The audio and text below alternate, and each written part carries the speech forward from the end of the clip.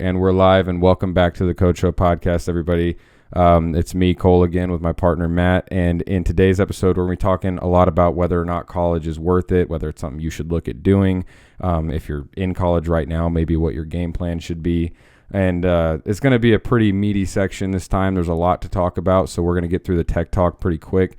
In fact, we only have one topic this episode, which is Apple cracking down on the in-app purchase rules, which is pretty significant in the programming world. If you're a programmer looking to have in-app purchases in your app, it could be a big deal, and it's affecting a lot of companies right now. So, yeah, okay. So the story is the guys who run Basecamp's like a project management software. Like the guys who run Basecamp, they recently came out with a new email app. They're trying to reinvent email, so you don't have to worry about like spy pixels or whatever, right? But it's email with a subscription cost, so it's like $99 per year, let's say. And they just went live recently, or it's like a soft launch. They have an app in the App Store, in the iOS App Store, or both actually, but they realized there's some bugs, so they got approved on that first one, but they have bugs, so they go to do an update, and then Apple, like you said, Apple's cracking down. The issue that Apple is suddenly having is the subscription isn't purchasable through the app, which means Apple doesn't get their 30% cut. So you would have to go online onto their website and then sign up, and then you can use that app. But then by doing it that way, Apple doesn't get their 30%. So this is now it's getting big. These guys at Basecamp, they're pretty vocal. And actually, I just read that it's being discussed now, like in the House of Representatives. Like people are saying it's like an antitrust kind of situation. So the interesting thing, I think there is actually a couple of interesting things. I know the budgeting app that I use is exactly like this, and they've never, as far as I know, they've never had any problems. Like, I don't know specifically, right? But like, they're not forcing you. Like you don't have the option to purchase in that app. Netflix also doesn't. And Netflix obviously bigger than my budgeting app. So I'm not sure if they're going to be cracking down on everybody, if they're just being selective, but that seems pretty interesting. yeah, it's crazy. Like now that you say Netflix, it does make me wonder how certain companies have gotten away with not doing it, because they are pretty strict. And we've even had personal examples of companies that we've worked for that it's the same thing. You release a version. Actually, my personal example is I worked for a company and we released an app. And it did not have in-app purchases in it. And I think like when you're really early in your app's life, Apple doesn't really like, I mean, they probably just view you as any other app, like just some small fry, some small fish, whatever. This app that I worked on ended up being really, really big. And as it got bigger and they started to see like hundreds of thousands of users piling in really, really quickly, because the company that I worked for had a website long before they ever had an app. And once we put the app live, we had so many people just flood in. And after Apple saw that initial flood of people, they started realizing like, hey, you guys are selling stuff on your website, but you're not selling it in the app. And that was a problem for them. And I was like, look, I get that, but like I'm just trying to release a bug fix. Literally the same situation that Basecamp is dealing with right now. And Apple just would not let it through. They just kept rejecting everything I did. And I'm like, look, I'll make it, I'll change whatever wording. I'll do whatever you need. We can put it in the privacy or the terms of service, whatever you want me to do. Like, I'll do anything. And they were like, absolutely not. You're not getting through. So I was like, okay, you gotta give me something, because I got to get this bug fix out. And basically we came to an agreement after I talked on the phone with one of their reps. They gave me like 3 months to actually get that bug fix out. But I guess the point of, and we did in the end, we actually did end up getting the in-app purchases in, and Apple was happy. But I guess the thing is, like, Apple's been doing this for a while, but lately it seems like it's affecting some really big companies. Yeah. And another example, I want to give you a chance to talk about this too, but the another big example was Steam, and they had an example that was like almost just so absurd it's unbelievable, which is that they released some software or an app that you could use to stream your game system to your iPhone and play your game on a phone. And because you were streaming that, you would also be able to purchase games on your computer through that stream, essentially. But again, this is just a stream. Like, all the app does is just stream your computer to your phone. And because you could purchase games through that stream, Apple was saying we want 30% of those games. And like, it's so ridiculous, it's laughable, because Steam can't afford to pay them 30%. And like, plus Steam is probably making the smallest cut from those games. So like, after they paid Apple, they'd be in the hole. So it's crazy like that they're attacking all these companies. They're not giving like, I think they're doing it because they don't want to be viewed as like easy to push over. You know what I mean? Yeah. Well, yeah. So like, cause you kind of mentioned the money. That's what the people at Basecamp had said too. It's like they are going to be giving up a whole bunch of their revenue. Like maybe the profit margins aren't that high. And they were in a conversation with one of the, like just like an email conversation with one of the developers at Apple, and they were saying, well, you know, to be fair, your Basecamp app, like we never forced you to do that subscription with that, and so you haven't been contributing to like I don't know, I remember the word they said, but like you haven't been contributing to like the ecosystem of the App Store, and which I agree with a little bit. Right, because we've talked about that. This is where I'm kind of torn on this issue, because the fact is the Apple tools are good. Xcode is pretty good. It has a lot of problems as well, but like the tools around it are pretty good. Swift, I mean, I don't know if the people at Apple actually developed that, but anyway, like so. The language? Yeah, they did. Okay, yeah. Well, it's like open source now. That's what I heard. Yeah. So, but anyway, so I understand. The fact is, this is their platform. They built it up. People want to use it. Okay, so like, and like, there's no other way to like. They built it. That's basically it. The counter argument to that is, and this is what they threw back at Apple, what Basecamp threw back at Apple is, it is true that this is your platform and you built it, but it's effectively worthless without the apps. True. So there is like a, I don't know what you call it, like the symbiotic relationship or whatever, right? Like Apple needs those apps. We need that platform. Like we as developers need that platform. So it's like we do need both. One of the other things is, the interesting thing is Google seems to be left out of this. Like at least right now, nobody's talking about Google. Google does the exact same thing, by the way. They charge 30%. One difference is, and I think this might be why they're left out, is you can sideload your app on Google. So like you don't have to be in the App Store. Like I told you earlier, I worked at a company that wasn't allowed in the App Store because it was a gambling app, and we just had the APK file on the website, and then users would come. We would link on our website. We would link to our like landing page, and then they could download it and install it, and it would happen like basically automatically. You'd get this warning saying like, hey, by the way, this might not be a trustworthy app. It's not in the App Store, but you could at least do it. And so like we could fix bugs, because that's the other thing we were talking about. Like it does seem kind of like strong arm tactics from Apple, because they don't even let you do bug fixes. Right. I mean, you can like, yeah, that's the thing too. It's funny because Apple, you can sideload on Apple as well, but they make it like so painful, and basically it's limited to developers. And I think that, I could be wrong about this, but I'm pretty sure that if you sideload something on Apple, it's only valid for like, the certificate's only valid for like 2 weeks. So it's like they're just making it so impossible to actually be able to do it. But back to the whole like money thing, it's like this is real capitalism at play, and I'm really curious to see how this plays out, because companies like Netflix are backing out, and like God knows how much money Apple was making from that 30% from Netflix subscriptions, and then Netflix was like, you know what, this is enough, like we're done. And I see now, I'm with you, like I don't know how I feel about going up to the government. I'm not, in general, like I like for these things to play themselves out. Yeah. Like let the companies kind of make changes that force Apple to move in a direction. Apple has a bit of a monopoly on the game right now, but if companies like Netflix and Basecamp and whatever other companies that are to Steam, if they're just like absolutely not, like we'll just pull our app down, or we're just going to find a way around this, like it's going to start to hurt, and Apple's going to realize like people aren't putting up with this anymore.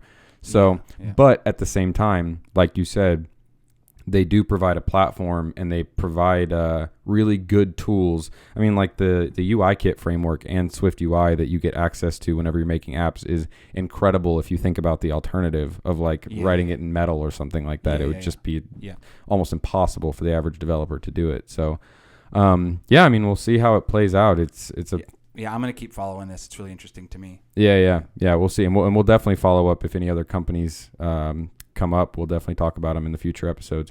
But again, we have a lot to talk about this episode. This college section is really exciting. You and I have been looking forward to talking about this for a minute. We always talk about it, like just in our personal life, we always talk about this together. Absolutely. So I think maybe we didn't really write this in the layout, but maybe one thing that we should explain a little bit is a little bit about our background so people kind of know what we're going into this with. Yeah. So for me, I went to college. I went to community college. Not that it matters, but in high school, I did some program my junior and senior year where I got to take classes at the community college, and that allowed me to basically exit high school with quite a bit of college credits. I think I had like 30 or 40, which was pretty cool. And but during that time, I really was on the fence about what I wanted to do. And it kind of got to the point where I was like, I just want to do programming. Like I've been playing around with it. I should just pursue this. They've got a degree program here at the community college, and I'll finish it out. So I did 2 years. I got what's called like an applied science degree, which is really intended for you to move on and go get a bachelor's degree. For those that don't know, it's different than a regular associate's degree, because a regular associate's degree is like, this is what I got, this is it, this is my education, I don't plan on going anywhere else. But an applied science is designed to move on, and most colleges in Nevada, or whatever state you're in, we happen to be in Nevada, but those colleges will take those credits and apply them towards the bachelor program, and you don't have to worry about like it not transferring or whatever. I see. So anyways, I did that, and I didn't go on. I felt like so frustrated by the time I was done with it. I felt like I didn't learn anything from the program. And I'm not sitting here trying to bash the college or the professors. I had some really good professors. In fact, I'll name drop. I had a professor's name was Kevin, and he's at CSN, the community college that I went to here in Nevada. He was amazing, incredible guy. I don't know if he'll ever listen to this, but if he did, that would be pretty neat. He was really cool. Anyways, we had some good professors, but I just felt like the curriculum that wasn't designed by him or any of the other professors, was designed by the college. It just wasn't up to par. And you're going to talk about, you had the complete opposite experience here in a minute. Yeah. Your college was very good about preparing you guys for what it is that you were doing, but I just didn't feel like that. And so basically what happened was it took me like 4 years to get a 2-year degree. Okay, also real sure. quick, I don't know if you want to share this or not. Like, how much was tuition there? Do you know, or like, did you take out a loan?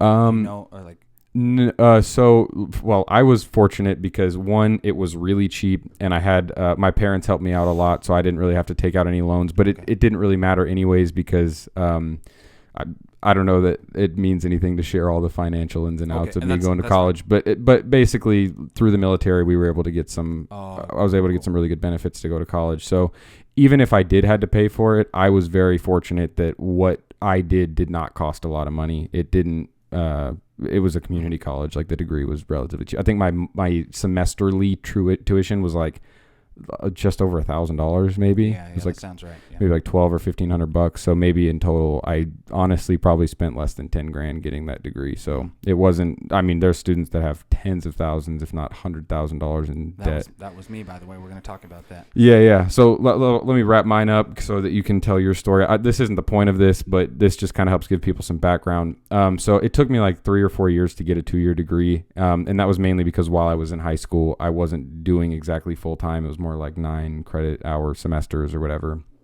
But anyways, halfway through that time that I was in college, I decided, like, I was actually struggling a lot at the time. Like, the classes were really hard for me. I wasn't understanding them. And I was like, you know what? I got to figure this out another way. This learning style is not working for me. I cannot sit here and listen to a professor. I'm ADD anyways, for what it's worth. So like, just paying attention is very tough for me. So like, I have to figure this out on my own. I got to figure out another game plan.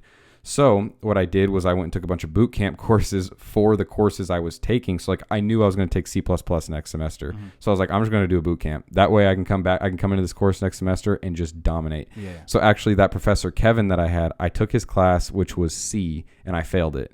And I knew I had to take it the next semester. So between those 2 semesters, I took a boot camp, came back and dominated. And the guy was like, dude, what happened? Like, what did you do? And I was like, I knew that I couldn't do this. And I was like, no disrespect to you. You are a great guy and you are really good at motivating your students. But this learning platform, it doesn't work for me. I cannot do it. So I had to go learn it on my own. And now I came back and just aced the course, got nearly 100%. So After doing that, I realized there's a learning style that works so much better for me than this. I'm going to finish my degree because I want to just say that I have it and I want to have that on my resume. And I was close to the end anyways. I had like maybe a semester or two left. So I did write it out. I did finish it.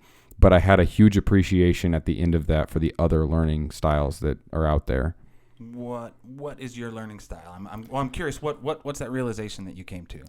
I think like more hands-on versus lecture? Yeah. Like I guess I go like the brute force. Like anybody that knows me knows that if I'm gonna get started on some people, I tend to laugh because people will say like, oh, if we're gonna do this project and there's some technology that we don't know, there's like this discovery phase that has to happen, and you gotta like research the technology and get to understand it. I'm just like, let's start writing some code. Like let me break it. Let me see what happens. So that works way better for me. Listening to a professor sit there and say like, like read from a book and go through this lecture and this slideshow. Maybe that's good for some people. It doesn't work for me. And again, no disrespect to them or anybody that does learn like that. It's just not for me. That's just not how I learn. My learning style is I got to write code. It's got to break. I've got to learn why it braked, and I got to find the way to fix it and get the output that I want.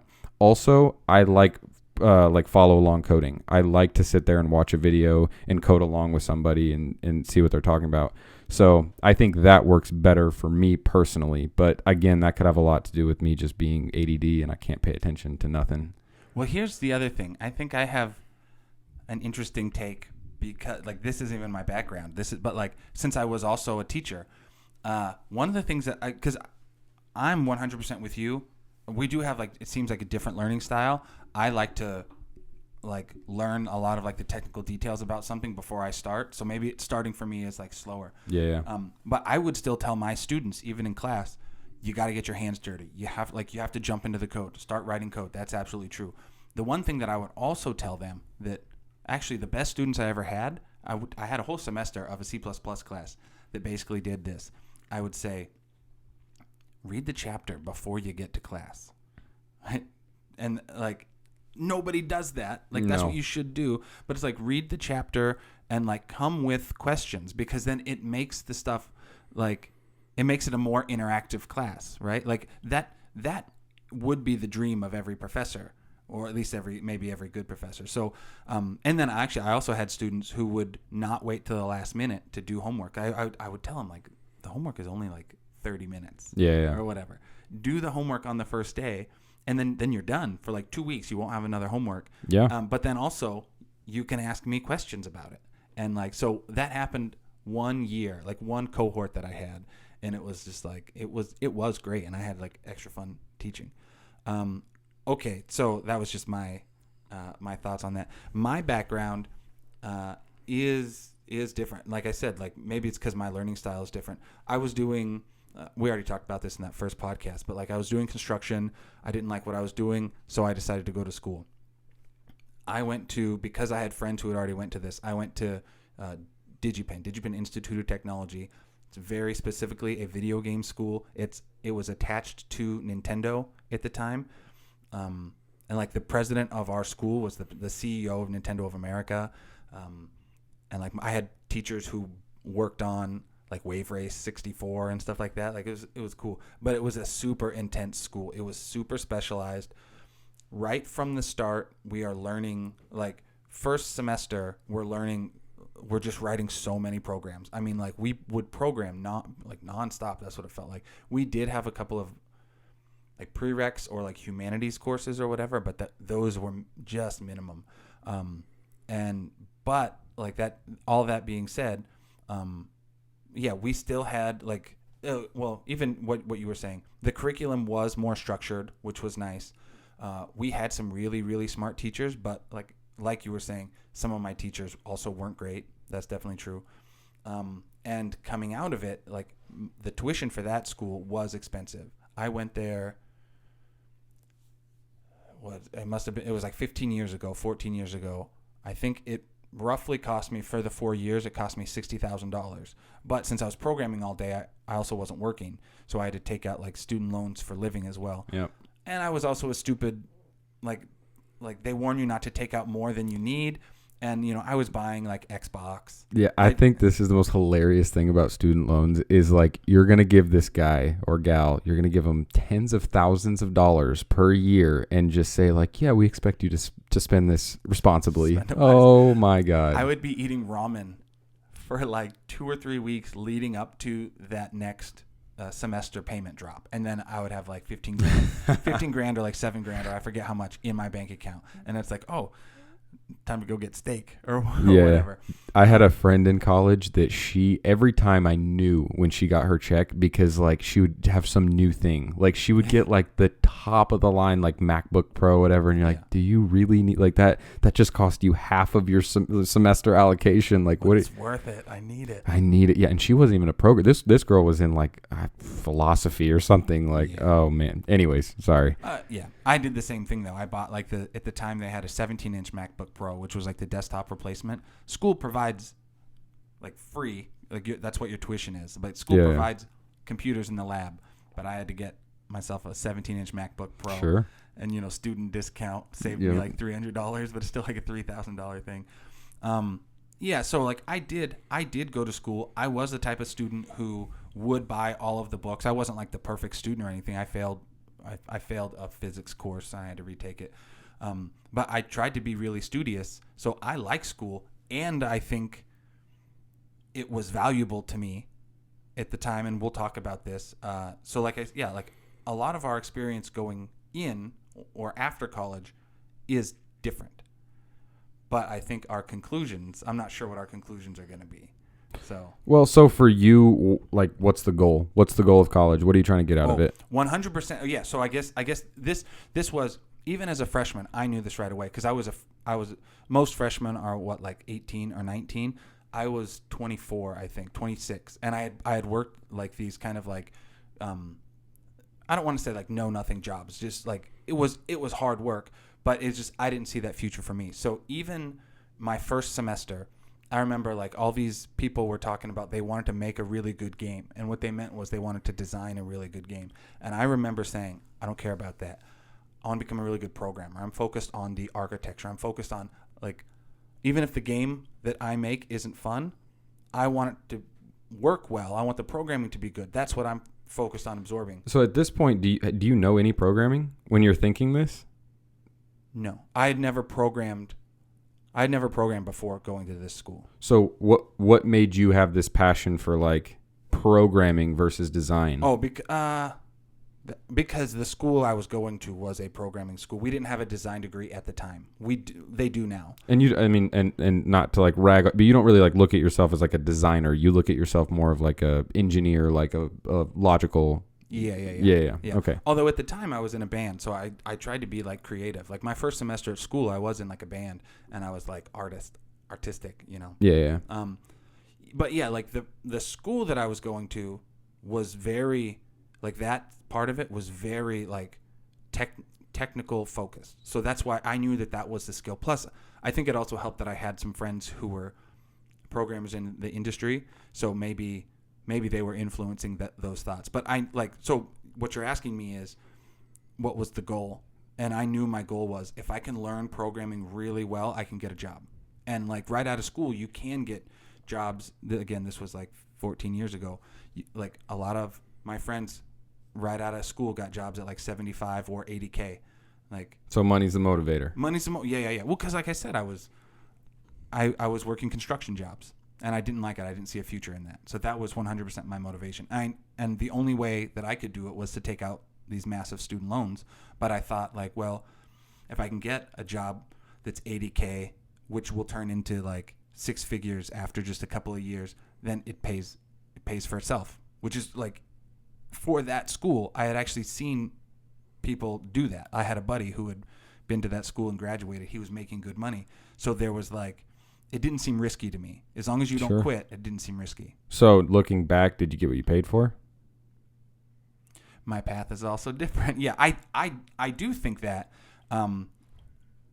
It's interesting, though, because I became a teacher, and this is also interesting, the company didn't... how do I say this? The company, because I worked for DigiPen, they... they're happy to pay their teachers less than a normal graduate could make, right? I was going over to Singapore and then Korea more because it was like great life experience. Yeah. And I liked talking about programming. I'm doing it right now. Got to travel. I got to travel, and they were paying for all that. I got to live overseas for 7 years. That was really great. But my salary and my worthiness of skills didn't increase at the same rate as all of my buddies. Like the buddies that I all have in Seattle who graduated like in the same cohort, they make like way more money than me. They also live in like more expensive cities. You're going to get paid more if you live in Seattle or whatever. But like, sure. But like by being a teacher and then coming back, that didn't look as good on my resume. You don't think so? It didn't. Oh, well, I guess you would know. It didn't. Like I thought that I would start at, I thought I would, because I've mentioned this before too. I thought I would start out not having to take a pay cut. Like I thought from DigiPen. From DigiPen. And then, but I did. I took a significant pay cut because being a teacher wasn't as, like, it didn't look, for some reason, it didn't look as valuable. Now, I think, now it's been like 4 years later, I think anybody who looks at that, like the fact that they see that I'm programming more, like now, like my last 4 years of history is programming. Oh, and then you taught this as well? Yeah, like that, yeah. Now it's like an added benefit. Well, and then also in Vegas, nobody knows, because I'm not working in the games industry, nobody knows DigiPen. And I mean, that's it. So like people look at my expensive degree as just another degree. Yeah. It seems like it would be really easy. Like, I guess this is the way that I would look at it if I was an employer or just anybody outside looking in. If you went from being a student at this school to being a teacher right away, it seems like it would be very easy for you to get tunnel vision and just like your whole world is that curriculum. And even if whether you're teaching it or learning it, you never really left that same curriculum. Yeah. So that real world experience is just kind of not there. Yeah, that's fair. That was some of the professors, like the head of the Singapore campus. He was also worried about that. He liked us, like, and he knew that we were smart people, but he was also like, maybe this isn't the best for your career either. Yeah. So I think when I went into college, you said your goal was to make more money, and obviously that's a great motive. I tell anybody looking at getting into programming, money should be the motivator. Like, I mean, you can be passionate about computer science or programming or whatever, and I hope you are. That will make this a much better journey for you, make it easier to learn. But at the end of the day, like, one of the most powerful motivators for anybody is to make a better living, make a better life for their family. So I don't know. That was also a goal for me, but it's weird because looking back, I don't know that was my main goal. It was almost like my parents had a lot of pressure on us always, like, you're going to go to college. Like, it was almost like that was never a question. Like, you're going to go. And I remember my dad always telling us growing up, like, if you don't go, which I guess he kind of admitted, like, I can't make you when you're 18. I guess you could just leave here. And your dad's a scary Marine, by the way. Yeah. I think it's fun to point that one out. Yeah, so he basically was like, I guess I can't stop you from running away when you turn 18 if you don't go to college, but that's what you'll have to do because I ain't letting you live here. Like, you're not living in my house if you don't go to college. So I guess, like, whenever I look back, like, what was my goal? It was, like, to not get kicked out of my dad's house. Like, that was the goal. Like, have somewhere to live. So it's like, yeah, I wanted to make more money, but I feel like the money part didn't motivate me to go to college. It motivated me to go to these boot camps, which is where, like, I don't know, like these online boot camps, which I guess makes you and I a little bit different. I admire that when you looked at college, and maybe DigiPen does a much better job of giving you confidence in this aspect, but when I looked at college, I didn't look at it as something that was like, okay, if I just finish, I've got a sure shot at getting a job. I actually looked at it as the opposite. And now it's kind of unfair to compare our two situations because I went to a community college. I guess it's not technically a community college, but for all intents and purposes, it's a community college.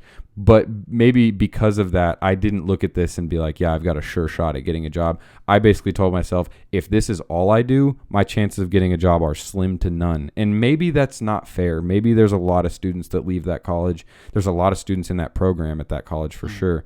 And maybe there's a lot of good success stories, but I hope there's a way to say this without being arrogant. I think the fact that I went off and I was like, I'm going to compound my knowledge. I'm going to increase this to be more than just what I learned from this curriculum. I think the fact that I did that was a great move for me, because I bet there's, out of all the students that went through that program, I'd have to imagine that within just a few years of leaving, I was in the top 10% as far as like, like salary or whatever of all the students that left. And that was just because I was like, it doesn't end here. I'm not going to look at college as this finite thing. Yeah. This is all I got to do, and then I can get a job. I was like, this is just a launch point. It's a great thing on my resume. Like, obviously, if I'm being compared, if there's like two people that are of equal stature and I'm being compared to another guy that doesn't have a degree, maybe that degree is the thing that puts me over. Maybe it also adds some reassurance to that guy, like, yeah, this guy finished what he started. He's also, been through a collegiate program, whatever. I just feel like having that was good, but it wasn't good enough for me. I needed more than that. I needed actual knowledge that I could apply, and so that's the route that I took. Well, so okay, I like we can jump off of that, but I think there's an important framing, and I think you were already kind of asking these questions that I think is really good. Like you said, like is college worth it, and why did you go? I think there is an important difference, that the concept of education versus certification. Yeah. Right. And so, I think if you're deciding to go to college, you should that is something. So like I've known people, and people who are trying to be like a nurse or a doctor or even a lawyer. Actually, in a lawyer, you don't have to go to college. You could just take the bar exam. Is that true? I thought you had to go to law school, no? I'm not positive. Maybe I don't know either. Maybe I'm wrong on that. So, but yeah, anyway, but the point is you do additionally need certification for those things. Yeah. Hopefully my doctor is also educated. Yeah. Right? Yeah. But for programming, you don't necessarily need certification. But you are still recognizing that certification could bump you up, which is like that's what you said. Like if you check that box, that would put you a little bit higher. Like if you and your competition are looking exactly the same, but you've graduated and they haven't. Yeah. So, but like my attitude was, it wasn't just the certification. I think it helped because I was working hard. So it was the education aspect. I was looking at that. But also maybe I could hedge my bets a little bit because I knew I had actually known so many people, because it wasn't just my buddy who graduated from this school. He then worked at a game company, and I used to hang out with, he worked at the time he had worked at Snowblind Studios. They made a couple of Dungeons and Dragons games and stuff like that. And then eventually he worked for ArenaNet. And so I knew, and this is all in Seattle area. So all these people had also graduated from this school, and I'm partying with them. Like they like my band. And so I knew that if I went, I would be educated enough to go, or to get a job. I guess that was it. So it wasn't just get that college degree. I knew that it was going to be hard. And that's what, they told me nonstop. Yeah, you're probably going to fail this class. You're probably going to fail that class. It's going to be tough. Yeah. So there definitely was an aspect of understanding that getting that education is important. And that, I think that was part of my goal. I was at least trusting in the process of DigiPen because I knew people who had been through it. So I was trusting in that, okay, I'm going to get educated enough to be able to get a job. I wasn't necessarily concerned with just graduating any old college. So, how many people do you think look at college as something that, we talk about it as, when we talk about education versus certification, on the education side, we're looking at college, and on the certification side, we're looking at boot camps. But how many people do you think look at college like a certification, where it's like, I'm just trying to check this box so that I have certain doors open to me? But how often do you think that happens, just in general and in the programming world? Oh, that's a good question. I think bosses might look at that more, like HR or resume people are looking at it like that more. I don't know. In programming, I don't know if people look at it as much like that.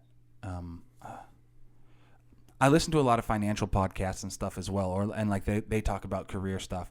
And so if you are focused in that world, then you also might hear some of these terms that we're talking about. Check that box or get certified. Mm-hmm. But yeah, a boot camp certification definitely feels better than you think about that certification.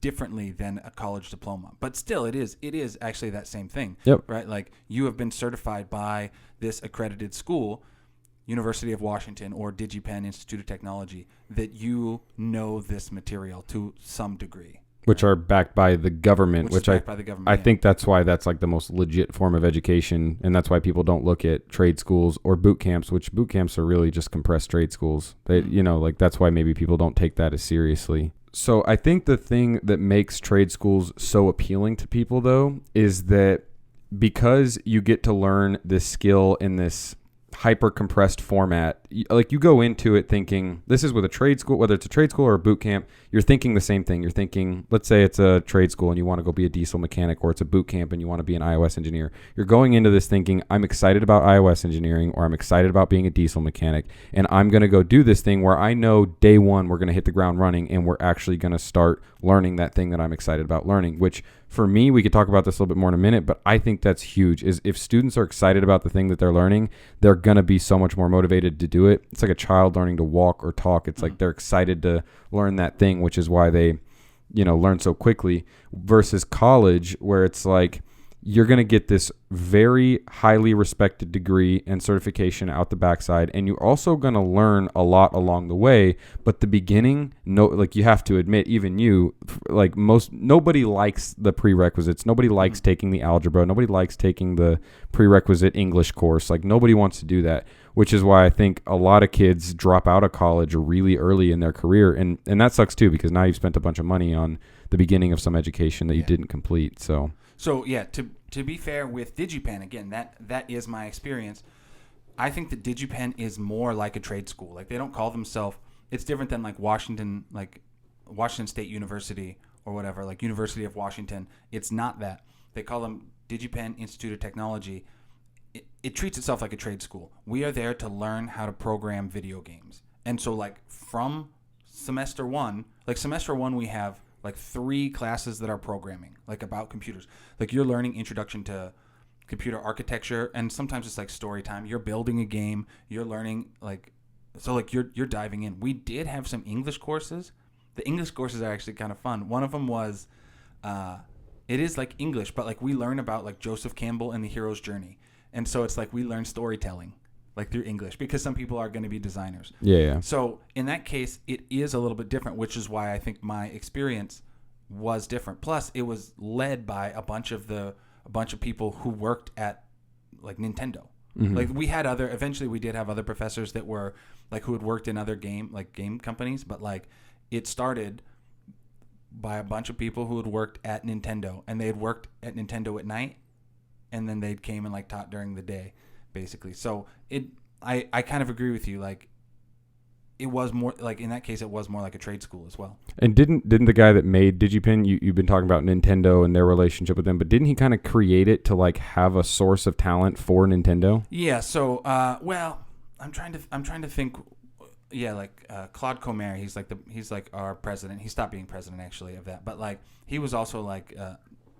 He had been working at Nintendo for a long time. Originally, they were in Vancouver, and yeah, it was basically that. Like, they needed talent. They needed programming talent and like some art talent. And so like he created it as like a side thing. Like, when they were in Vancouver, they didn't have there wasn't enough talent, basically. So it was like this super hard course. You could come here and it was like a 2-year degree at that time, and then you could get a job at Nintendo. So it was kind of like a funnel into Nintendo. That's super sweet. I think that'd be so cool if there was more companies that did stuff like that. And the interest, I agree with you. And I think that has to do with why there's so much. I mean, there's a ton of tech in Seattle anyway.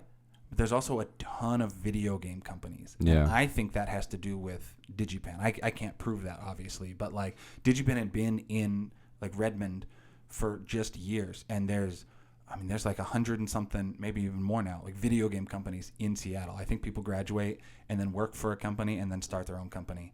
Like, I think that happens all the time. Yeah. Do you think that with, like you said, that they had a 2-year degree at first, which is what I did as well.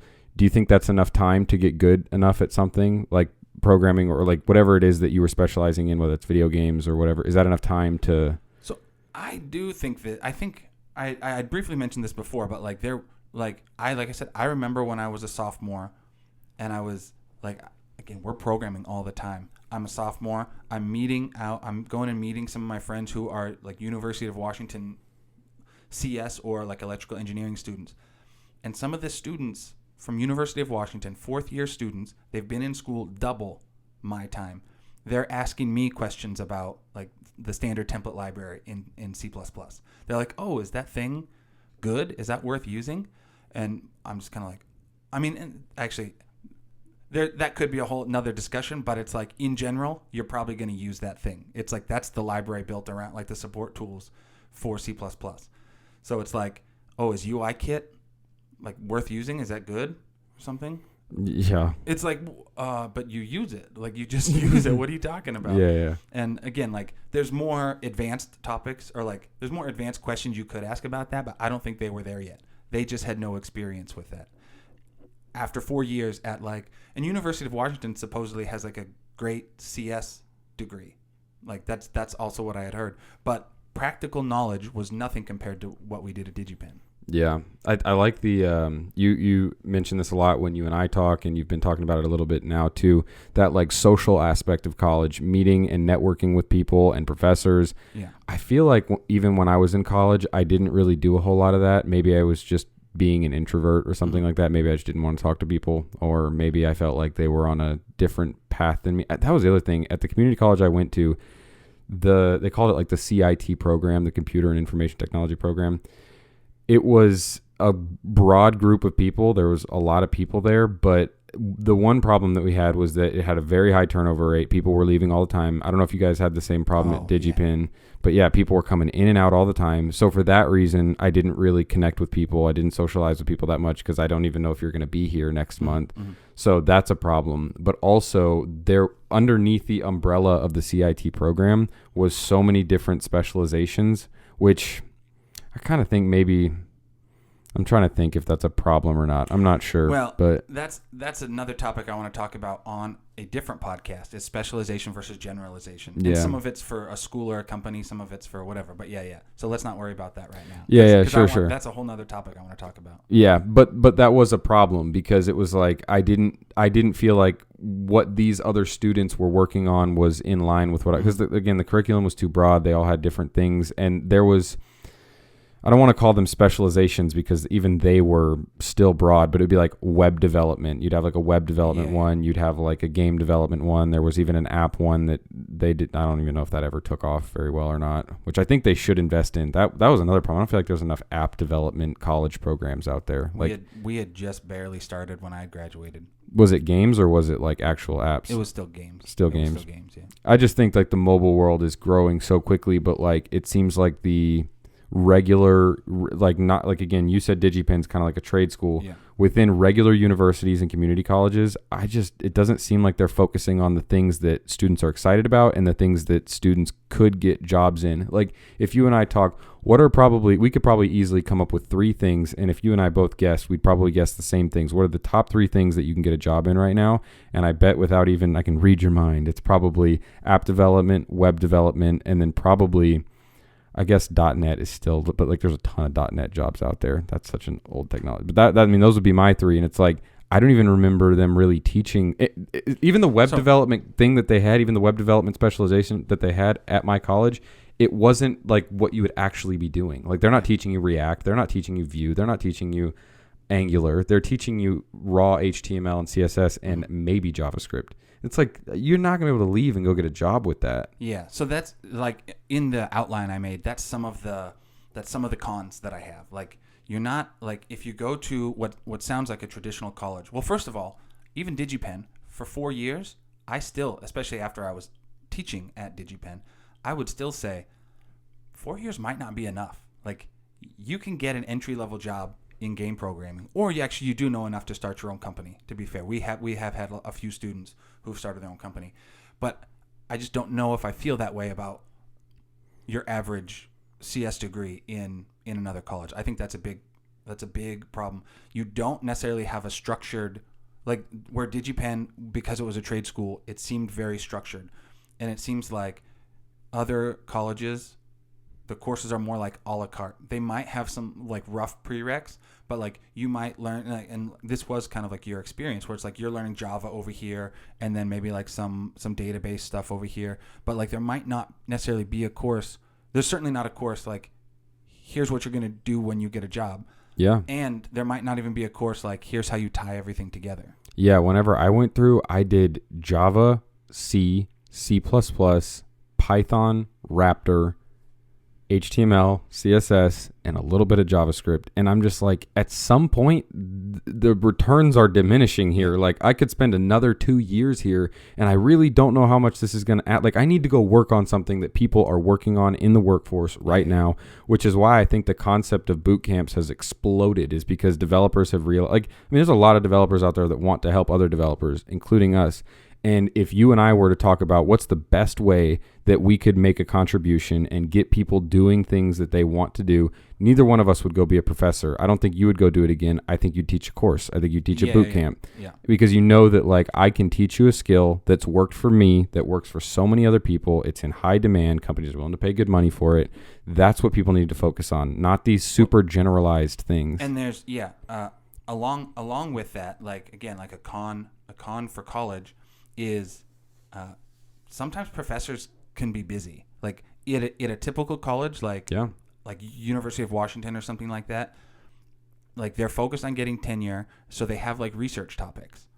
Again, at DigiPen they didn't have that, and like the bosses didn't feel like that was necessary. It was like a lot of like one-on-one or team on ones with the professors. A boot camp will give you that, right? And like you said, if I was going to teach, I wouldn't become a professor, but I might start my own academy or something like that, right? Where like you work one-on-one with people. The day-to-day class stuff would be maybe some lecture and then like hands-on. We're going to do this hands-on. But yeah, college is not like that. Or at least not what I've seen, and not some of the other professors that I know. That I knew anyway. It seems to me like this whole conversation, this whole podcast we didn't intend for it to be this way, but it's almost becoming trade school / institution / boot camp versus community college or university, because I know that it probably sounds like I'm sitting here just trashing on the idea of going to college.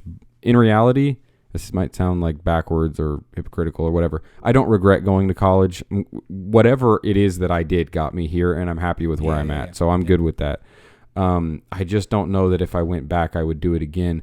But I super envy the experience that you had, because I feel like you got everything out of college that you wanted to get. And so I guess here's just a really big general message for this episode is, if you're going to go to college, don't do what I did. Don't just say like, just this is the most convenient college, that's where I'm going to go. It seems like it's really important to pick the right one. Yeah. Well, because another thing I was going to say is, even though so one of the pros of college is that it is really structured. If you know, again, let's say maybe that is more towards like a trade school, at least what DigiPen was. It can be really structured, meaning like if you know nothing, like, okay, I want to learn how to program and I don't know where to start, they're going to have a curriculum. Mm-hmm. Hopefully it's a good curriculum, like you're kind of gambling there.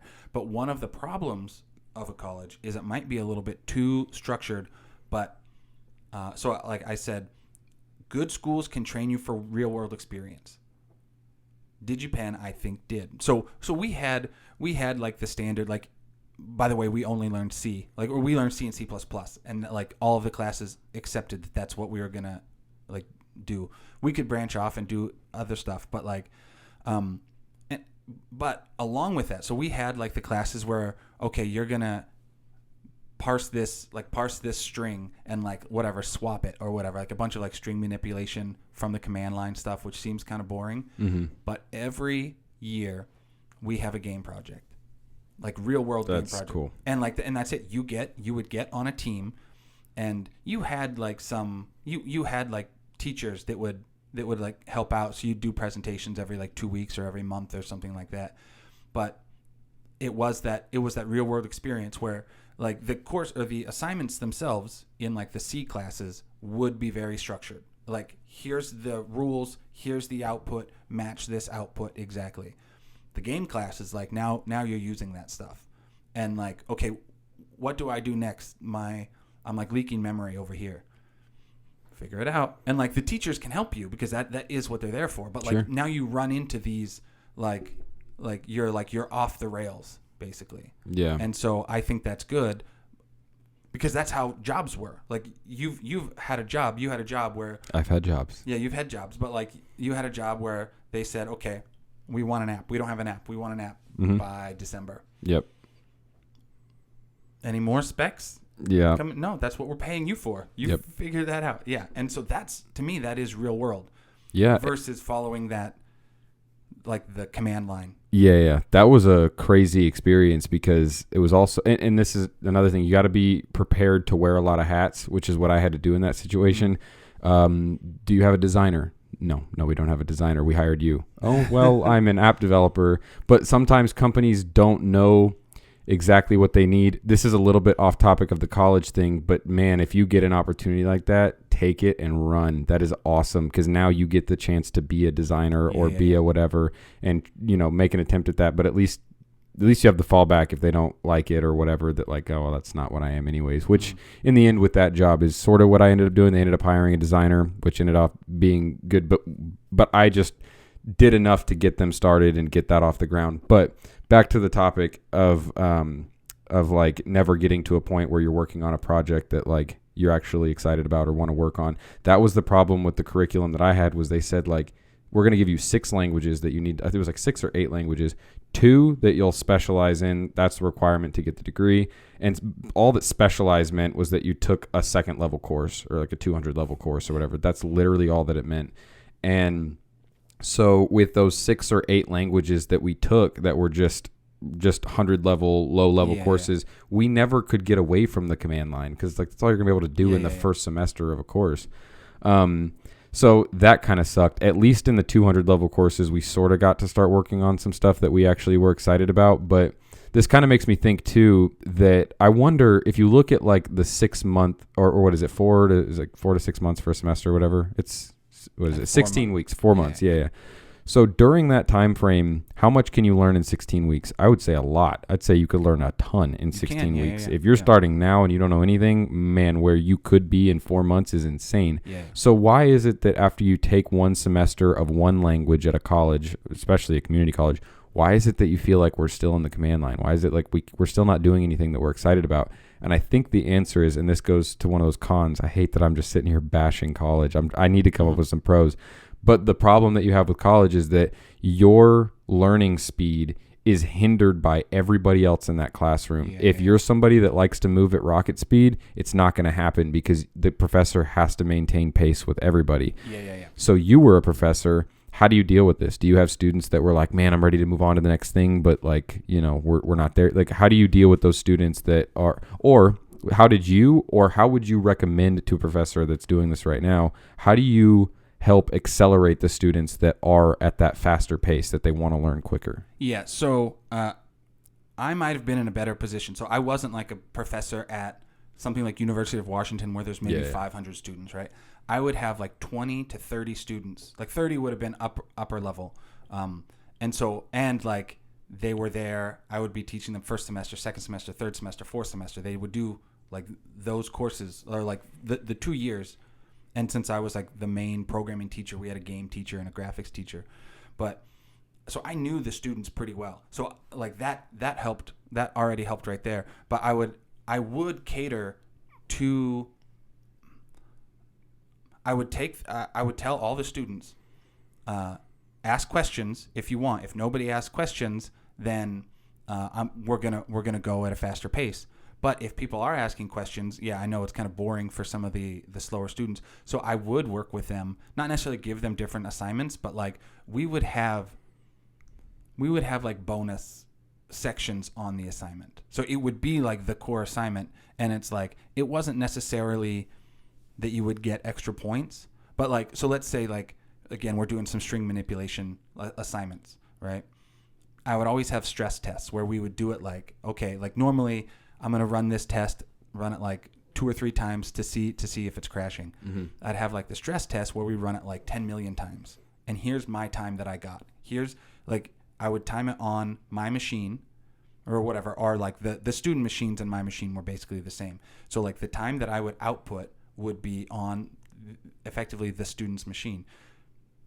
The stress test, it would just have to not crash. But I would output my time, and I would say, how close can you get?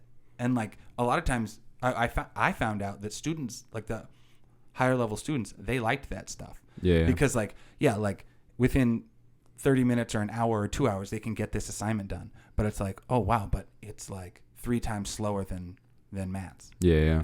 And okay, well, how can you do it better? And then, or like I would work with them because I would tell them to do the work sooner. And then I would say, okay, get it done. And then let's look at the code together. So I would spend a lot of time. One of the things I did also do, I started this in Korea. I started like the academic support center specifically for our department. And so I was staying, it wasn't just office hours, but I would stay like, besides office hours, which is during the day, I would stay between 6 and ? At night. And like if for students who had questions, and the other professors would do it too, but I ended up doing it like 3 or 4 days a week. And so if students had questions, I was like, now is the time. Or I would go and I would give extra lectures, like either lectures for people who could catch up, so that they could catch up, or they could just come to the office. Or if somebody who was more advanced wanted me to talk about something like more related to the games, like, okay, how would we use this in games? Then I would do that. Did you create your own curriculum, or did the school kind of give it to you? DigiPen had a curriculum. Because they were accredited, we couldn't deviate from that. So like we couldn't deviate from the classes. We could deviate a little bit in what pieces we were teaching or how we taught it. So for example, we had this class. Now I'm going to forget what it was called. CS230 is the number. It was totally different when I took it as a student versus how I taught it as a teacher.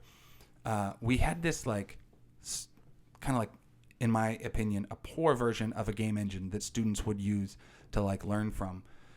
I didn't think it was good. So as soon as I got there, I started creating my own, and we used that. Me and all the professors in Korea, we used that to like supplement the curriculum. And then that CS230 class, instead of just learning like Win32 programming, we learned it was still that, but it was like game engine architecture, and we would learn it based off of the engine that the students were using in their classes, and the engine that I wrote because I was there. So, and like they started using that in the other campuses, as far as I know. I don't know if they're still using it because it's been 4 years later, but. That's really cool. I don't think that the college that I went to, I don't think they changed the curriculum for years. I think it was the same thing for a really, really long time. One thing I will say that they did have for us though, and I didn't take them up on it enough. I don't know why I didn't take it seriously back then. And I'm wondering if DigiPen did this. They always had like an ungodly amount of extra like assignments that you could do, that were like online, that if you were done early, like there was stuff that you could do. I did appreciate that. I didn't use it. I should have. I think the problem though was that I did look at them as like assignments. It wasn't like if there was like this extra C++ like command line program that I was just like, I'm not even passionate about that anyways. So I feel like one thing, maybe we can talk about this a little bit, because this plays a lot into your success in college, I think, as a professor and as a student. And I keep sort of bringing it up, but we haven't really talked much about it, which is just the excitement of the student. And like both, like this comes from, there's two angles to this. It's like, there's the like intrinsic motivation that comes from something that you're excited about. And then there's your ability to get excited about something that you don't understand and are not inherently excited about. And so I think that comes with time. That comes with maturity as a programmer. You can get excited. Like, man, we talked to you and I through our history, working, have not exactly worked a ton of like back end jobs. I think I've done a little bit of work on it, but in general, I've been mainly like a front end dev doing iOS apps and web apps and stuff like that. But like when the back end guys talk, man, I'm just all over it. Like it's not something that I do. I mean, lately, actually, I have been doing a lot more of it. But in general, it's not something that I do. But I love listening to them, and I can get excited about that. And you were the first person to come to our job now that also introduced some new thing that none of us were familiar with, which is like game engine design. You talk a lot about like even assembly and stuff like that, stuff that like I've never been interested in, but it excites me to hear you talk about it. So what I'm trying to say here is that if I went back and did college now, I could say this as a pro, I would have a very different outlook on it now, because I'd be like, okay, I can appreciate Python, I can appreciate C, I can appreciate C++, and I can get excited about these programs I'm writing.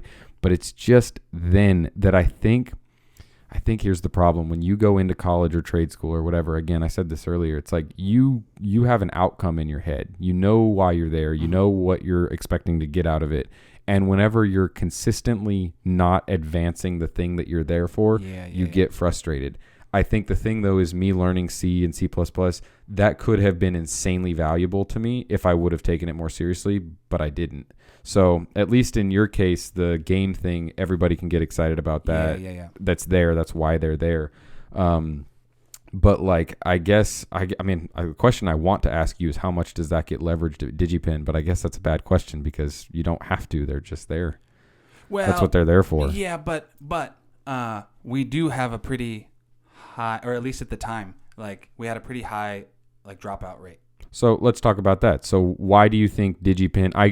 It seems clear to me why a community college would have a high dropout rate. It's too general. The education's not what they're looking for. Most of the dropout. Obviously, as the years go on, your freshmen are going to have a much higher rate than the sophomores. Then we'll have the juniors, then seniors. Like by the time you're in your senior year of college or whatever, like the dropout rate's going to drop dramatically. Yeah, and that might just be to do with any life circumstances, moving, pregnant, whatever it is. But as a freshman, it's probably just due to lack of excitement, lack of motivation, whatever. But why at DigiPen? If you're there for game design, what's the reason for students dropping out? I think there was at least a couple of reasons. We definitely had a lot of, this is like when I was a student. Students in Redmond are probably still going to be different than students in Korea. But let's say, so I was a student when I was in Redmond. We had a ton of kids who were there for game design, like meaning they had this dream of what it would be like to create video games because they liked video games. And then the school itself, like when I started, was very, like I said, it was very technical. To be honest, even the design degree that they have is still pretty technical. And so the reality is still a bunch of hard work.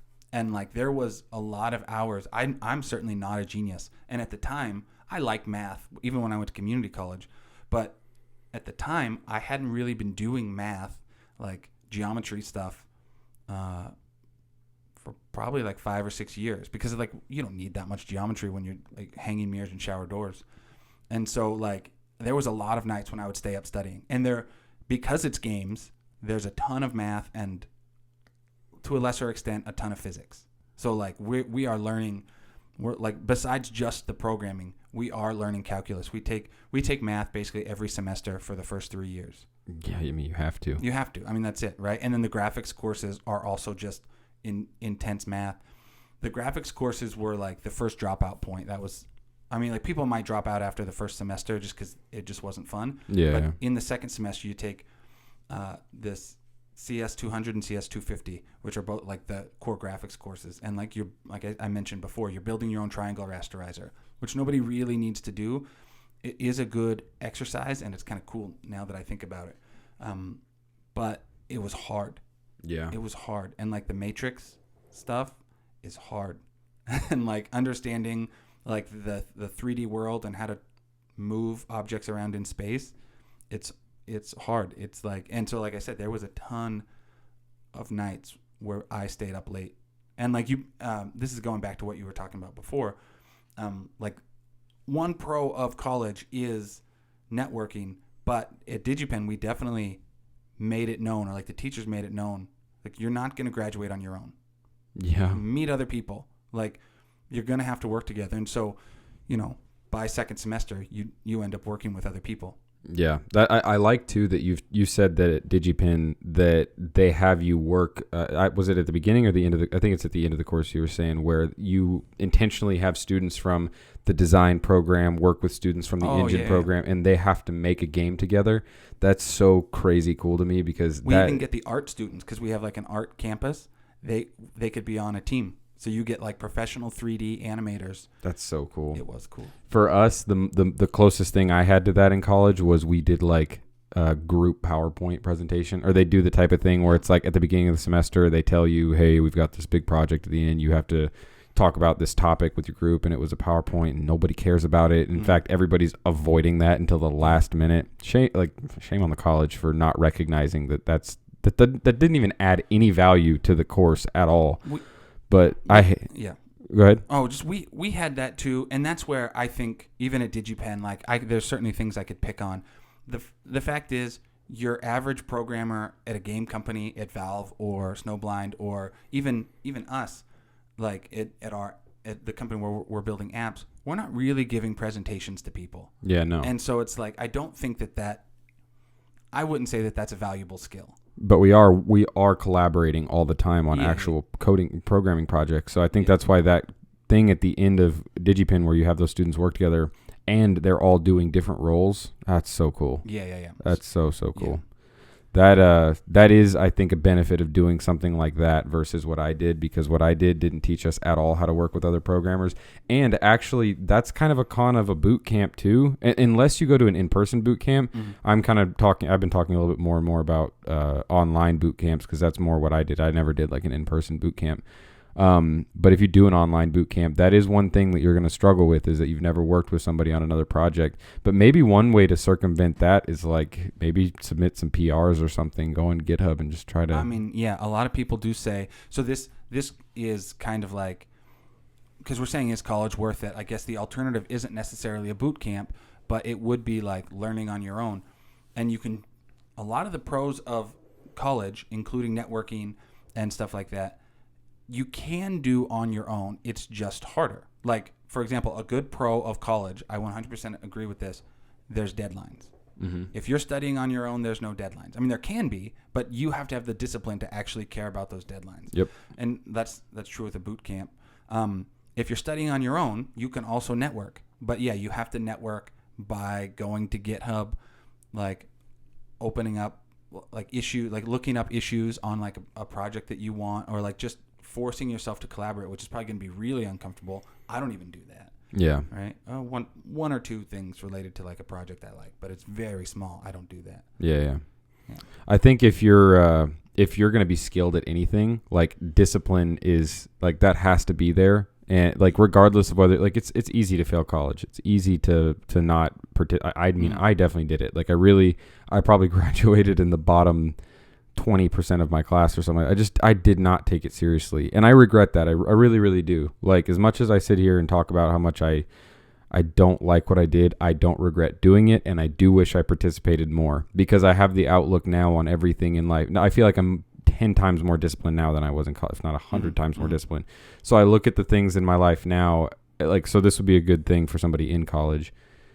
I do everything now. If I'm going to do something, let's do it 100%. Like, let's not give it, like, let's not, I don't want to curse, but let's not half do it. Let's, you know what I mean? So, Jocko talks about that. He says, even his tagline in one of his books is discipline equals freedom. Absolutely. And like Grant Cardone talks about that. Like, if you want to be successful, no matter what, like whether you're studying on your own or in college, like, you have to have that discipline. If you're going to do it, if you're going to go to college, do it 100%. Yeah. I think even Jocko has said, like, I think he said this in one of his podcasts, like, if he was a janitor, he would be the best janitor there was. Like, you're gonna, like, whatever it is that you're doing, give it everything. I think that comes with maturity. I think that's something everybody should still be. I'm definitely still working on it. I'm trying to get better about it. But that's why I say, if I was to go back to college, I'd give it everything. Because here's the thing.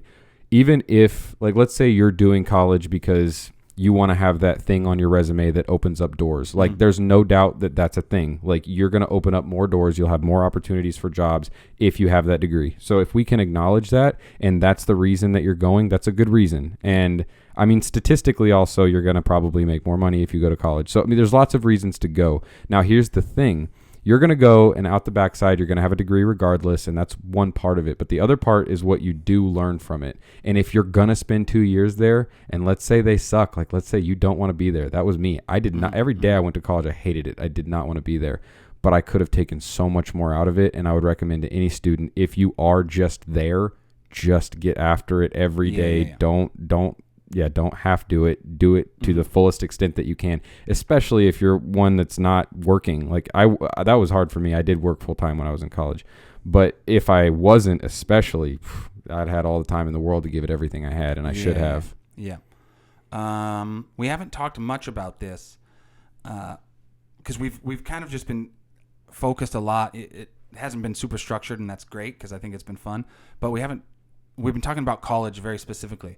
What about like the pros of not going to college? I mean, I guess boot camp maybe is included, but let's just say, I mean, like you can say that's at least part of it. But like obviously, like boot camp prices are cheaper and they're shorter. So what would be? I mean, I guess that's the top. To me, that's the top pro, and that's one of the cons of college. Actually, is like it's expensive. Oh yeah. And so if you study on your own, you can learn just as much. Obviously, like they're just teaching from books. So you can learn just as much if you study on your own. If not faster. Yeah, if not faster. And effectively for free. I mean, like whatever, like. Well, let's define the boundaries of self-study. So like, what does it mean to self-study? Can you take like an online course that's, I guess $20 or something like that? Yeah, so I won't have to say for free, but like just obviously not going to like a university or a college. Like not those levels of like thousands of dollars. Yeah. So I mean like a $20 course on Udemy or something is pennies compared to absolutely $60,000 in college. That's so exactly it. Yeah. Yeah, I think if this is the route that, like, I would highly, highly encourage, like, if you're looking at getting into the programming industry, this would probably be the route that I recommend somebody take. Because here's the thing. If you go invest one semester in college and you back out, you just in one semester alone, minimum you spent at least $1,000, at least. And that's probably if you go to a cheap community college like I did. If you go to DigiPen and you do one semester, it's like $15,000 or something like that. Or I think it's increased, by the way, since I left. Yeah. I have no idea what it costs now. So, I mean, do yourself a favor. Start by self-studying. Go do an online course. Or, I mean, if you don't even want to spend money, YouTube is a vast universe of knowledge. Yeah. Just go on there and start watching some videos.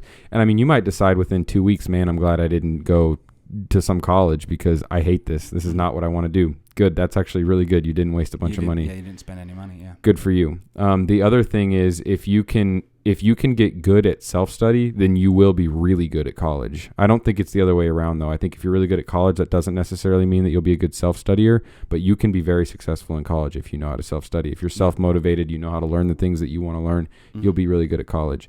And I even know developers that decided, it's not nearly as common, but I know people that they did self-study, they did get into the industry, they were worried that the ceiling was a little bit lower than they wanted it to be, so they decided to go back to college later. Hey, props to you. I mean, that's not a bad idea either. Yeah. That could actually even be better. Again, it's hard. It's hard to know if you go to like a college or like a 2-year degree like you did. Maybe it's harder to get that first job. So like it's gonna be a rough start. Actually, that's a big pro of college and a con of self-study. Getting that first job, and I was talking with some people on Facebook about this.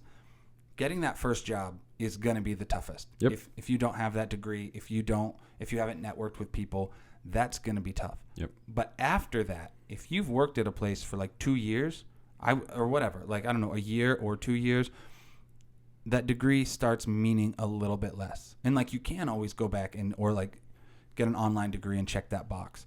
Getting that first job is tough, but after that, I don't think it's going to affect you. Yeah. We both know a developer actually that we work with now that he says I don't put my degree on my resume because that real estate is better for my experience and things about myself. So that's a good point. Yeah. Yeah, he actually doesn't. I mean, because like with a resume, I mean, I've reviewed a bunch of them too. One thing I hate seeing on resumes is like 18 pages or like anything more than 2 pages.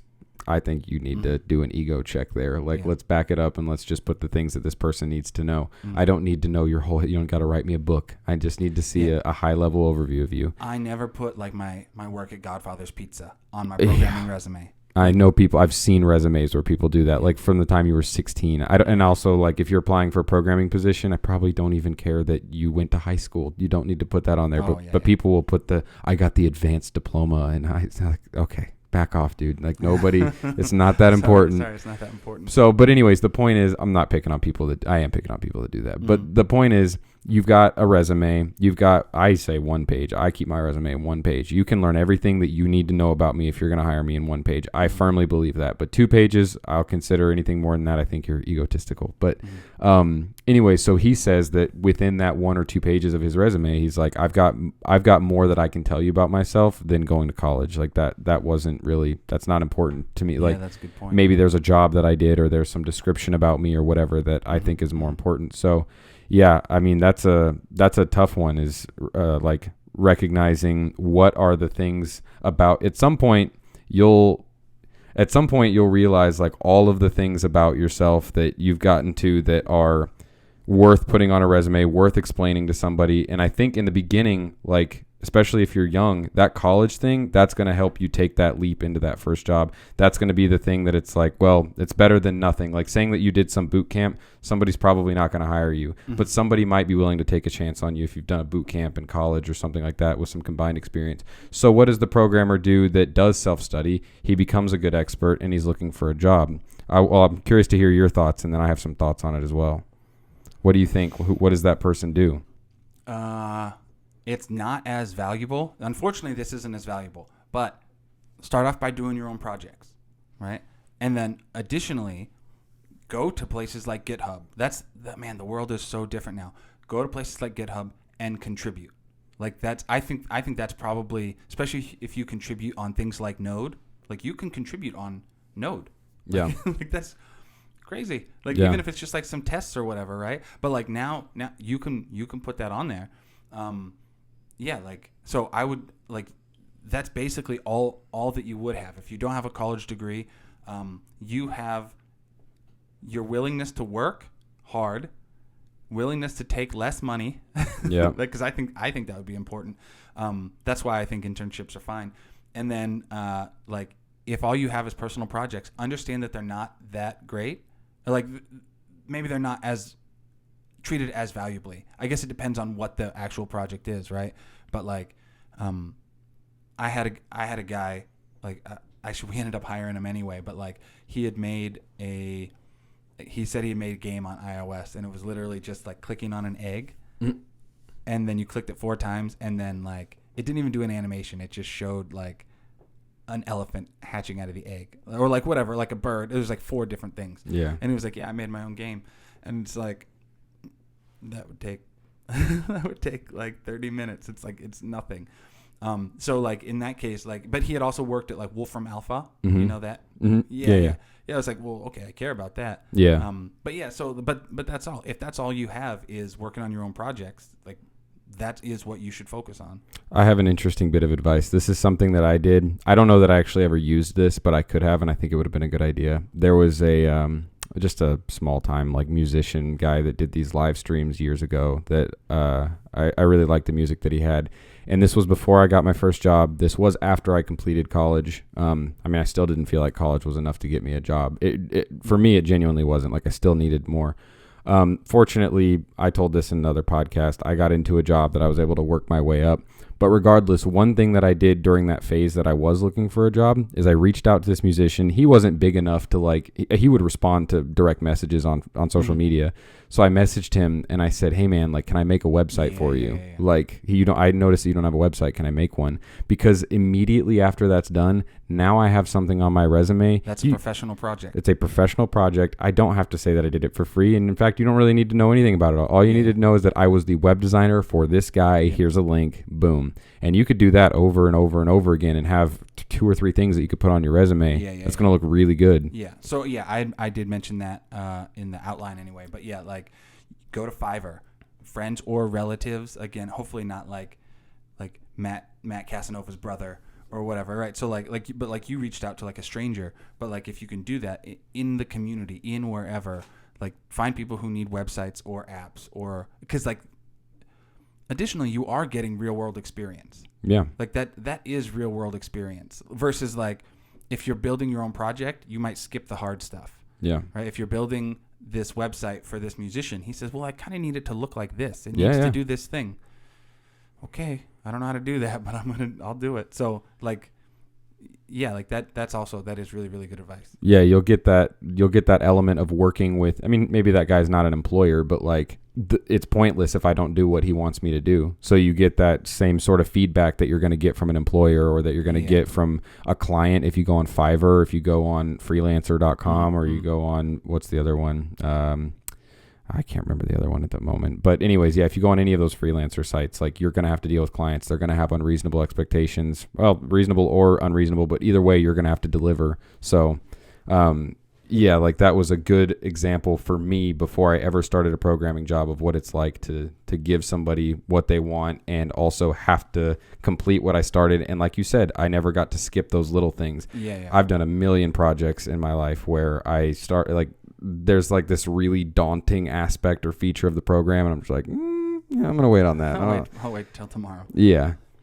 Let's see. I think we should wrap up here pretty quick, but just real quick. The thing is, this could be a con of both, but I think a big con of self-study. Like, so just like you said, there's a lot of free and cheap courses online. You can do YouTube. LinkedIn has some good stuff, but that's great, but there's also a lot with bad instructors. Yeah. When I was learning JavaScript, I was learning it from Pluralsight because I had, like, for my job, we had to do some JavaScript stuff. I was watching the Pluralsight videos, and I know enough about programming where it's like I just need to know the language, right? So, okay, show me some of the deals with the language. And the person on Pluralsight, which is like a famous like instructor-led site, she was wrong. Yeah. Like, she was wrong, and like it wasn't just that. There's other instances where sometimes they're wrong, but like even this thing that I'm paying for in this case, like it was more general. I don't know what the qualifications to do stuff for LinkedIn or whatever is, and so. But the point is, it's like there's no qualifications for Facebook or sorry, for YouTube. I mean, right? Like anybody can just post, and like you might be getting some information, which is good, but you also might be getting like some wrong information. So that is a con of self-study. Like, so like you have to do your own vetting. That's actually why I think, me personally, more than like LinkedIn Learning or Pluralsight, I like websites like Laracast, for example. And there's another one called Data Camp, that like somebody at work said. The reason I like these is because, well, like Laracast is a really good one because as far as I know, it's just one guy, it's Jeffrey Way, and he likes Laravel. He's been working in it. He probably doesn't call himself an expert. I doubt he has like a PhD or whatever, but like you learn his personality and you just, again, you have to vet for yourself, but like you can see that he likes what he's doing.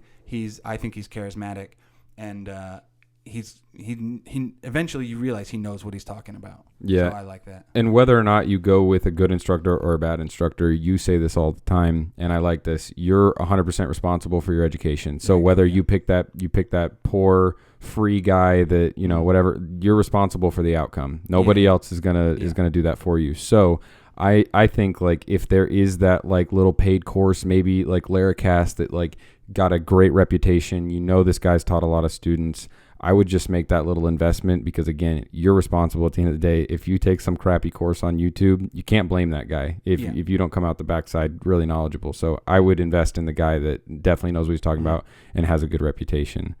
So, I mean, I think that's a good place to kind of like wrap up the college versus... Okay, so I think that you answered it, but just like, what's your conclusion? Do you think college is worth it? Do you think... If you could do it all over again, if you were starting, or let's say your brother wants to start programming or whatever, like your rich nephew, which actually I have a rich nephew. He's not rich, but his grandparents are rich, not my parents. So I'm curious, what would your advice be? Would you say, I mean, it doesn't have to be black and white. I'm just curious, what would your answer be? Yeah, that's the crappy part, because anybody looking for an answer to this question is looking for the black and white answer, and unfortunately there's a lot of gray area here. I'll try to make it as black and white as possible.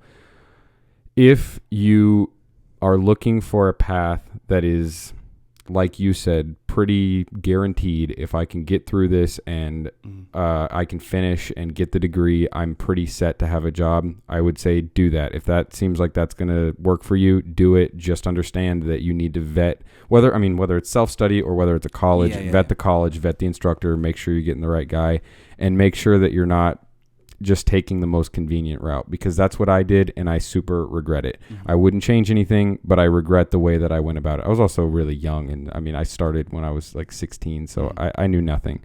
But yeah, if you're in a position where you're looking for that next move, I would definitely vet the institution or instructor that you're going to use.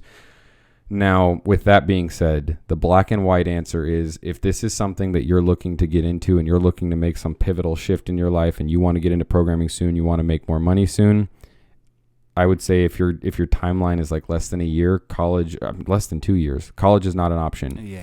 And the answer would be, it is absolutely possible to not go to college, do some self-study. You're going to have to be disciplined and you're going to hit roadblocks. You're going to hit obstacles. But as every program will tell you, like, those obstacles are like the cost of getting to the end. You have to do those.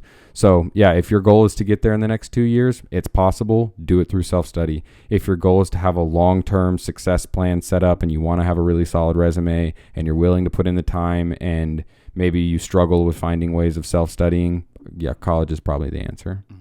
So, I mean, let's see. I think, can I make mine more black and white? Because mine's still gray as well. The fact is, my experience at college was different. I think that there was a lot of benefits of knowing, like, for the college that I went to, I learned about algorithms and obviously like a lot of math, and it was specialized because it was games. But even without that, there was a lot of stuff that they taught that maybe I wouldn't have known. So there is benefits to going to college. I absolutely agree. There was a cost, right? The cost was me not working during that time, even though I'm improving myself. The cost was monetary. So yeah, I took out, I mean, my student loans were like over $100K. Yeah. And then compounded, I mean, I was paying it, but like it took me like 10 years or more, something like that, to actually pay them off. So there was a lot of interest there as well. Yeah. And so obviously I was able to pay them off. Like some people are stuck in a situation where they can't pay off their student loans, right? So there absolutely was benefits, but the danger of college is you're going to face that cost anyway, but you're not guaranteed those benefits. Yeah. Like in the college that I went to at DigiPen, I do think that happened to be worth it. Yeah. But like sometimes the teachers aren't great or the curriculum isn't great, and like maybe it's not going to cost as much as what I went to. But you still have that tuition. It is still going to be expensive. So my advice, and actually I did give this advice even to my rich nephew, even though his parents could actually pay for it, but I said, why not just learn on your own? Like, I think I would think that's better. Learn on your own. You can start working sooner. Yeah. Right. Like doing like the Fiverr or whatever. And in his case, he has that kind of like safety net, which is nice, but you don't have to take that cost. And yeah. That's it. So my advice, exactly like you said, I don't think it's required to get that job, and I think that's good enough. Like it's not required. You can get your foot in a company door. It's going to be difficult, but and you can learn as you go. Yeah. Go ahead. So the thing is with self-study, I would say if you want to get a job, this is a required skill. You must be able to self-study. No matter what. That's a good point. No matter what. Yeah. So that's a huge pro of the self-study route. But like I said, if you can self-study, you could probably go to college. But if you can go to college, you might not be able to self-study. Yeah. And but let's table that. If you do go to college, if your plan is to ultimately get a job, you do need to practice self-studying, because I don't know any programmer that doesn't have to study and like figure out new things as they're working. There's no way, like the funny thing is there's no way you're going to get out the backside of college or a boot camp or any self-study program and just be like, well, I know everything there is to know about this topic and I'm going to be amazing at it. So let me give you a challenge. Actually, I had a question for you, and let me read my question, and then I want to hit you with my challenge. So if you could go back and do anything different, would you? Now, before you answer that, my challenge is there needs to be an answer. No, I wouldn't do it any different. What would you do differently if you went back? There needs to be something that I would do differently. There needs to be something different. If you were in college, you're the guy, you're Matt, freshman year, going into DigiPen, what do you do differently? I feel like I took it pretty seriously, but I could have taken it more seriously. So that's the hard thing. That would probably be it. Even though if you ask my friends, they probably said I studied a ton. I still probably could have taken it more seriously. So like, especially that first semester in college, I was still in a band, right? And so we were still partying, like me and the band guys were still partying a lot. And it wasn't until the end of that semester when I just realized, okay, actually I can't do the band. I can't do the band anymore. That, in my opinion, wasn't going anywhere. And maybe it was because of my opinion, actually. Self-fulfilling prophecy. But, so take it more seriously. I would probably try to do more side projects. Oh, actually. Yeah. Because, like, I wasn't doing any outside learning. Yeah. Yeah, that's probably it. I would probably try to do more. Well, it's also hard because I ended up studying video games, but except for side projects now, I don't make video games. I never had that job in the industry. The industry that I have now is all like web-based technologies. So, sounds like the advice is just to be proactive if you're in college and not wait to get out and then be like, okay, well, where am I at now? What am I going to do now? Yeah. I think that like the idea of reaching out to some social media influencer or some musician or something, do that while you're in college. Actually, I don't know why I blanked on this because my actual advice to all of my students was start a blog right away. Like I wouldn't have even done anything else. My 100% my advice in college would have been, I'm going to start a blog or I'm going to start a podcast or I'm going to start a YouTube. And because imagine if you were learning all that stuff, especially this was obviously 15 years ago, right? Imagine how big that YouTube channel could be or that blog could be about C++ or iOS wasn't out up until my like senior year. But like if I would have started, even my senior year, if I would have started a blog on Objective-C back then, like I could right now have like one of the top Objective-C blogs. So like, and then you don't need to work for anybody. Like you can effectively like work for yourself.